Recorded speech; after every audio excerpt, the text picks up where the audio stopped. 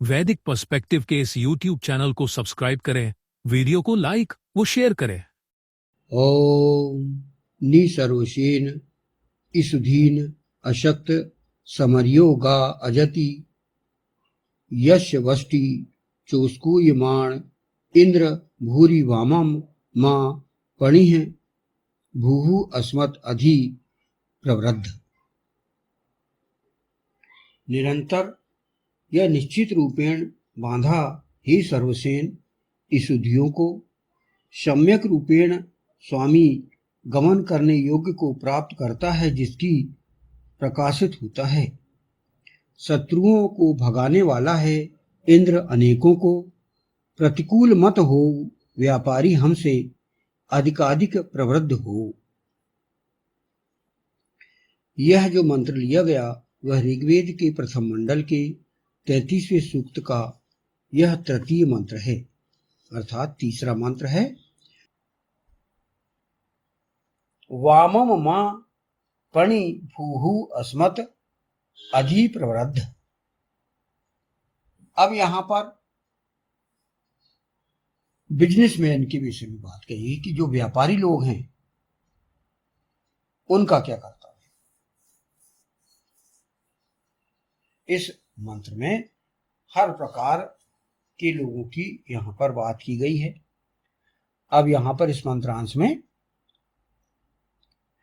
इसकी व्याख्या है। यह व्यापारी वर्ग को ईशान परमात्मा या ईश्वर संबोधित कर रहा है कि वे ईशान की व्यवस्था के प्रतिकूल न हो।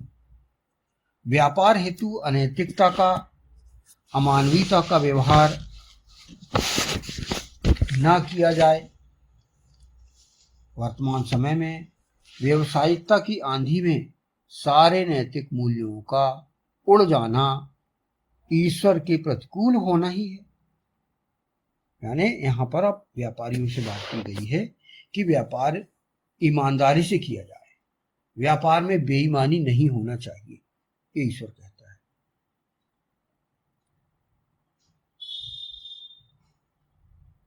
चिकित्सा में व्यापार, शिक्षा में व्यापार, मानव सेवा से जुड़े हुए प्रत्येक कार्य में व्यापार का दृष्टिकोण ईश्वर के प्रतिकूल होना ही है। तो जैसा कि हम देखते हैं चिकित्सा में व्यापार,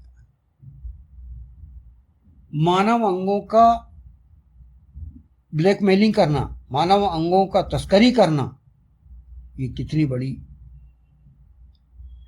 दुष्कृत्य है, ये हम देख सकते हैं।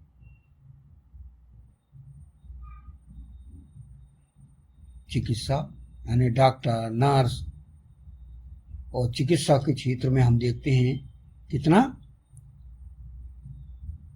अपराध हो रहा है। ये नहीं होना चाहिए, ये मानवता के खिलाफ। इसी प्रकार यहां कहा गया शिक्षा में व्यापार, प्राइवेट स्कूलों की फीस दिनों दिन बढ़वाते जाना, शिक्षा को व्यापार में पूरी तरह तब्दील करना, महंगी पुस्तकें, महंगी फीस और महंगी शिक्षा आज हम देख रहे हैं। तो यह भी गलत है।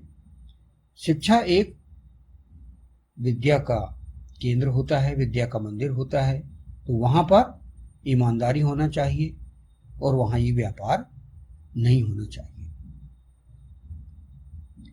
मानव सेवा से ऐसी कई जुड़े हुए हैं कार्य जो कि हम देखते हैं। तो ये जो कार्य हैं जिसमें कि लोग व्यापार करते हैं,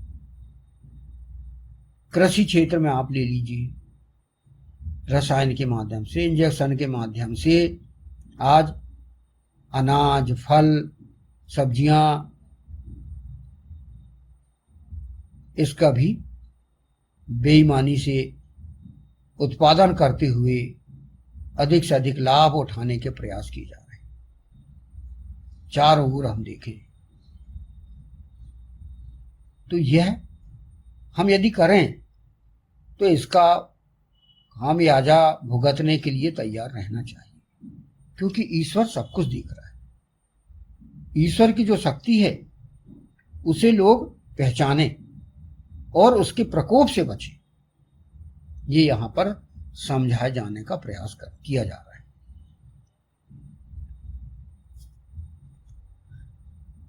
तो वही कहा गया कि चिकित्सा में व्यापार, शिक्षा में व्यापार, मानव सेवा से जुड़े हुए प्रत्येक कार्य में व्यापार का दृष्टिकोण ईश्वर के प्रतिकूल होना ही।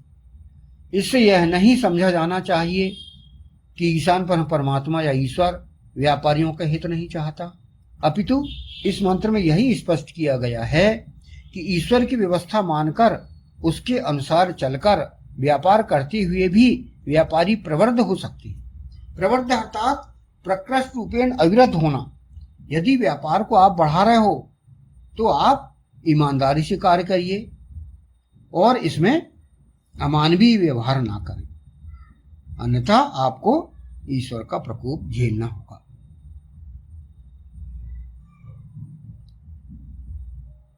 आर्थिक समृद्धि हेतु ईश्वर के आदेशों का पालन कहीं कोई रुकावट नहीं है।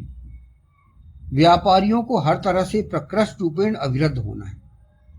तो आपको यह कहा गया कि आप अपना व्यापार बढ़ाइए, आप लखपति, करोड़पति, अरबपति, खरबपति सब बनिए आप, मगर जनहित करती हुए। एक व्यवस्था वह है जो आज प्रचलित है, इसमें कहीं आस्तिकता का कोई नाम चिन्ह नहीं पाया जाता।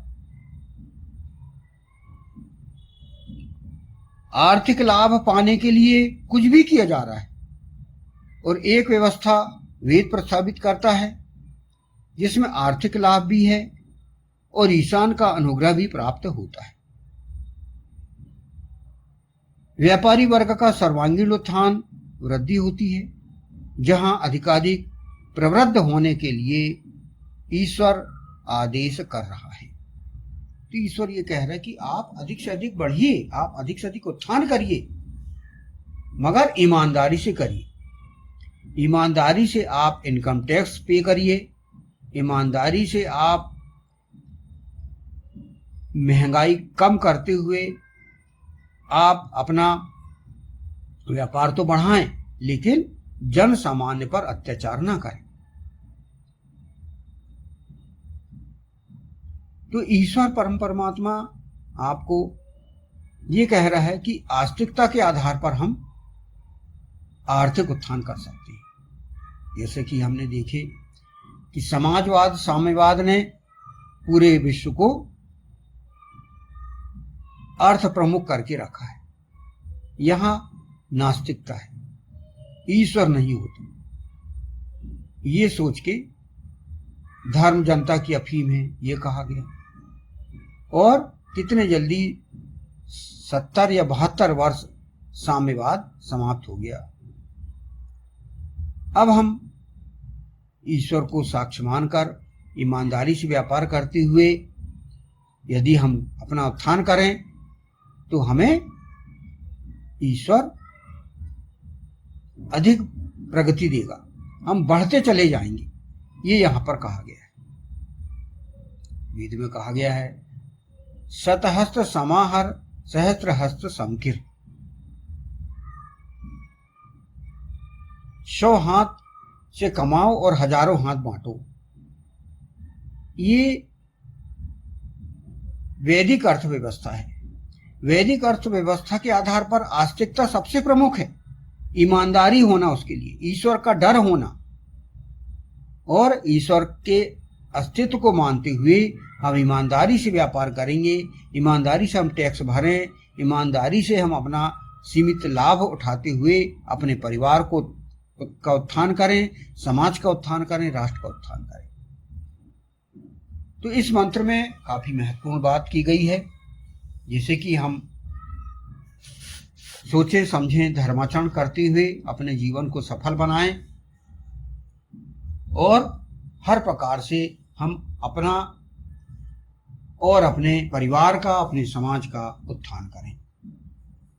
इस प्रकार इस मंत्र को समझते हुए हम अपना जीवन सुखमय बनाएं। निरंतर या निश्चित रूपेण बांधा है, हे सर्वसेन ईशुद्धियों को सम्यक रूपेण स्वामी गमन करने योग्य को प्राप्त करता है, जिसकी प्रकाशित होता है। शत्रुओं को भगाने वाला है, इंद्र अनेकों को प्रतिकूल मत हो, व्यापारी हमसे अधिकाधिक प्रवृद्ध हो।